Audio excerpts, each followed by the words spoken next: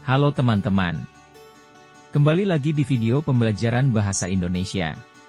Kali ini kita akan membahas tentang perangkat koherensi pendukung paragraf. Yang pertama adalah pengertian perangkat koherensi. Perangkat koherensi adalah alat atau teknik yang digunakan untuk menjaga agar sebuah paragraf terstruktur dengan baik dan informasi di dalamnya tersusun dengan jelas. Perangkat koherensi pendukung paragraf. Ada beberapa upaya yang dapat kita lakukan untuk menjaga kesatuan dan kepaduan dalam tulisan kita, salah satunya dengan menggunakan alat pendukung paragraf. Untuk membangun paragraf yang padu, kita dapat menggunakan alat kohesi gramatikal. Perangkat kohesi memuat kata dan frasa yang dapat digunakan untuk menghubungkan kalimat dan paragraf sehingga memiliki alur yang baik dari sebuah gagasan. Pada kesempatan kali ini, kita akan mempelajari beberapa perangkat kohesif seperti transisi, referensi kata ganti, kesatuan tema, dan pengulangan kata benda utama atau gagasan pokok. 1. Transisi. Kata transisi adalah penghubung yang digunakan dalam menghubungkan unsur-unsur dalam satu kalimat dengan kalimat lain dalam satu paragraf. Penggunaan kata transisi dapat membantu pembaca dalam memahami sebuah paragraf secara utuh. Pemilihan kata transisi yang sesuai dapat mempengaruhi makna dari satu kalimat dan keberlanjutannya ke kalimat berikutnya. Ada banyak sekali kata transisi dan frase dalam bahasa Indonesia yang dapat kita gunakan untuk menghubungkan kalimat atau gagasan terkait satu sama lain. Berikut adalah beberapa jenis tulisan dan beberapa transisi yang umum digunakan bersama dengan tulisan tersebut.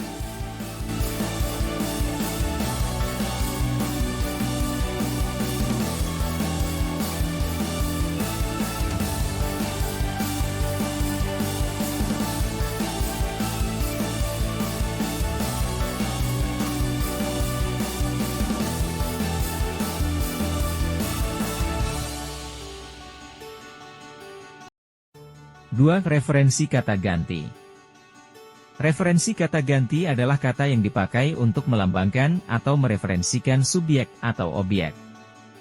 Dalam sebuah paragraf, penggunaan referensi yang konsisten menjadi salah satu upaya yang dapat dilakukan untuk menjaga kepaduan sebuah paragraf. Pemilihan referensi yang sesuai juga mempengaruhi penerimaan pembaca dalam memahami sebuah paragraf secara utuh. Dua kalimat dapat dihubungkan dengan menggunakan sebuah kata ganti. Sebuah kata ganti, dia, kami, kita, kamu, mereka, kita, dan lain-lain, dapat menggantikan sebuah kata benda, orang, tempat, benda, atau gagasan, atau sebuah frasa kata benda, beberapa kata yang merujuk pada seseorang, tempat, benda, atau gagasan. 3. Kesatuan tema. Kesatuan tema mengacu pada konsistensi topik atau gagasan utama yang dikembangkan dalam sebuah teks atau bagian tulisan. Ini berarti setiap kalimat atau paragraf dalam teks harus terkait erat dengan topik utama atau gagasan pokok yang dibahas. Dengan menjaga kesatuan tema, penulis memastikan bahwa teksnya memiliki fokus yang jelas dan mudah dipahami oleh pembaca. Hal ini penting untuk menjaga kelancaran dan kejelasan dalam komunikasi tulisan.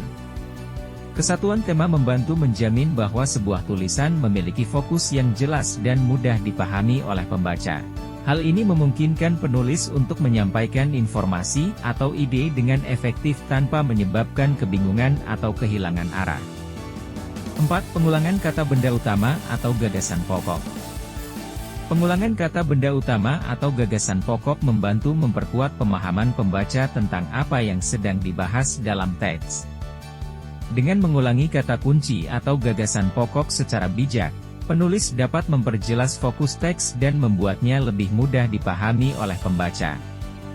Misalnya, pendidikan adalah kunci untuk kemajuan sosial. Investasi dalam pendidikan merupakan investasi jangka panjang bagi masa depan yang lebih baik.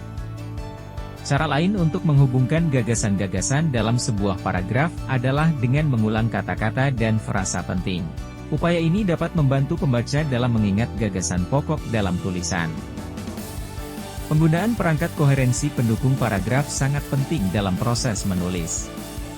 Hal ini membantu penulis untuk menyampaikan ide dan informasi secara efektif, Sementara juga memastikan pembaca dapat dengan mudah mengikuti dan memahami isi tulisan. Penggunaan perangkat kohesi seperti transisi, referensi kata ganti, dan pengulangan kata benda utama mendukung kesatuan dan kepaduan dalam sebuah paragraf. Selesai sudah video pembelajaran kali ini. Terima kasih sudah menonton video pembelajaran bahasa Indonesia kali ini. Terima kasih dan sampai jumpa di video pembelajaran selanjutnya.